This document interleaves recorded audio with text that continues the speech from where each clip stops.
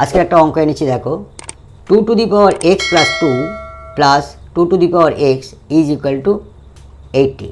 এখান থেকে আমরা কিভাবে x এর মান বের করব, দেখো হাউ টু ফাইন্ড x।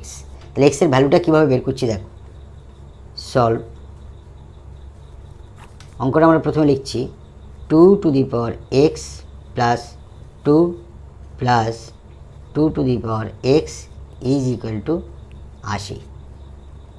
আমরা সূচকের নিয়ম অনুসারে এটা ভাঙাচ্ছি, 2x × 2 স্কোয়ার + 2x = 80।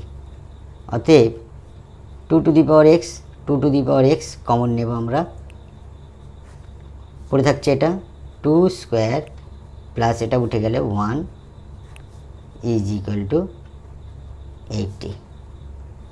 2x × 2 দুগুণে 4 + 1 = 80।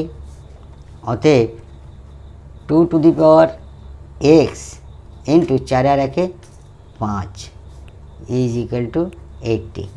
আমরা সমানের উভয় পক্ষে 5 দ্বারা ভাগ করছি।